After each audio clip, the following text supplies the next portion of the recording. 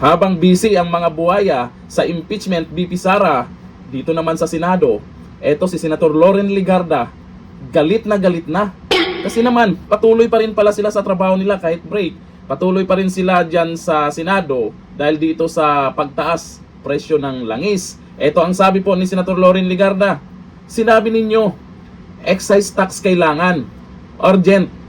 Nung pinasa namin, sabi, we will see. Aba, syempre, trinabaho ng mga senador niyan. Ba't ang gulo? Sino ba kasing kausap nila dyan?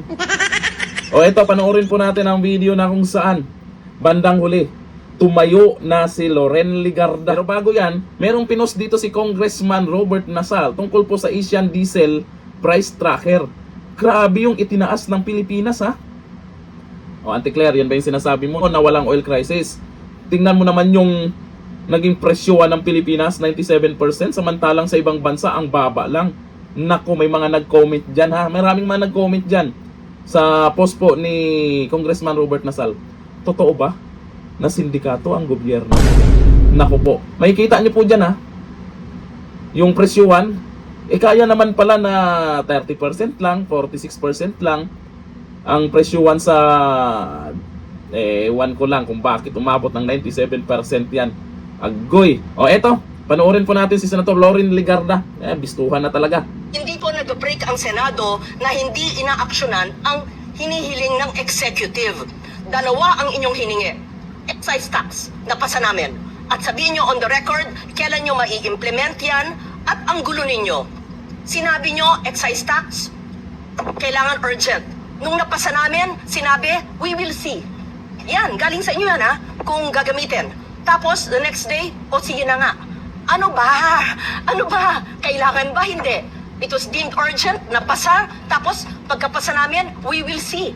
I'm quoting the executive, nanggaling sa inyo yan. Tapos ngayon, gagawin na. And cite the impact, mararamdaman pa. Yun ang sabi ng chair no, ni Senator Pia. Ano ang ramdam sa pagbaba o pagkaltas ng excise tax? Yung biofuel, maraming concern sa mga coconut and sugar farmers. Pero itong sinabi nyong low-hanging fruit, congressional approval. Tapos nagsabi po kayo, sir, with all due respect kasi po nag-break, hindi po magandang pakinggan yan. Hindi po mag-break ang Senado kung sinabi nyong kailangan ng congressional approval ang paggamit ng PNOC ng kanilang pondo. Pakilagay po sa record after your presentation and we give a chance to the others, Mr. Chair. Because it's important na hindi tinuturo sa atin na nag-break tayo kaya ang PNOC hindi makagamit ng kanyang pera. That's unfair. Ang sekretary nga ninyo wala dito Kung anong pamumulitik ang ginagawa na naman ng sekretary nyo. La. Break tayo session pero tuloy-tuloy pa ho yung aming hearing. At kung kailangan po mag-convene, ready naman po magkaroon ng special session at any time. No? So, when did you give the letter? Kasi, alam nyo, hindi pwedeng tinuturo-turo nyo kami. Hindi nyo pwedeng sinasabi, makinig kayo. Huwag kayo nagpapalusot dito ha. Sinasabi nyo, yung letter na sa inyo Tapos nag-break kayo. Double jeopardy, hindi pwede yun. Sorry, hindi po kami papayag nun. Kung alam po namin hindi kami mag-break, tama po ang chair. Tingnan mo nga, mag-break. Gusto nyo Holy Week, magtrabaho tayo dito Darating lahat ng secretary.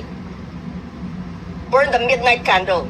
Walang labasan sa kwarto hanggang hindi nakita ang pagtulong sa itang tao. Pero huwag niyong sasabihin na nag-break kami kaya hindi napasa yung hiniling ng DOE na congressional approval. Hindi po, sir.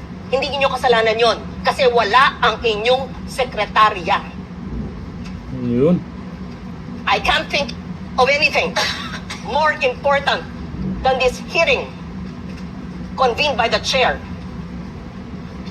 And if the other cabinet members are here, why could the most important department not be present? Kahit papano, paminsan-minsan, may magandang ginagawa din itong mga senador, lalo na kay Loren Legarda. O ngayon, na-real talk kayo. Ang nangyayari kasi ngayon, di natin alam kung nag-uusap-usap sila kung ano yung plano ng Pilipinas para masolusyonan itong problema. Nangyayari, pabago-bago yung desisyon. Ay, inaasahan naman natin yan, ginagawa pa yan noon, pabago-bago yung desisyon ba? Bumabalintong-balintong ba? Ayon dito sa mga nag-comment, sabi ni John Aloro, Puro kasi pamumulitika, hindi iniisip katayuan ng mga tao dahil sa taas ng gasolina, tapos sasabihin ni Claire, walang krisis sa petrolyo. Ay, yan yung sinasabi nating, alam nyo na kung sino talaga ang totoong fake news ba? Fake news. Sabi ni Fratilio Magno, buti naman at nagising na sa katotohanan itong si Loren Legarda. Ganyan klase ng senator ang kailangan ng Pinas ngayon. Eh kung magtulong-tulong na lahat, yung House of Representatives, tutukan din nila itong tungkol sa presyohan ng langis, kung ano yung dapat gawin. Itong Senado naman, nakita po natin, nagtatrabaho naman sila. E alam po naman kasi natin, ang mga buhaya, walang pakialam kung ano yung nararanasan ng mga tao ngayon. Nakakaipon na sila. May pondo na sila. Kaya hindi nila ramdam na hindi na normal ang presyohan ng langis ngayon. Ang laging nasa isip ng mga buhaya, paano mapa-impeach si BP Sara? Paano siraan si BP Sara? Puro lang BP Sara. Naintindihan namin yan. Kasi malamang, pag si BP Sara mailagay sa Malacanang, magsiksikan kayo sa kulungan. Hanggang dito na lang. Thank you. Bye-bye.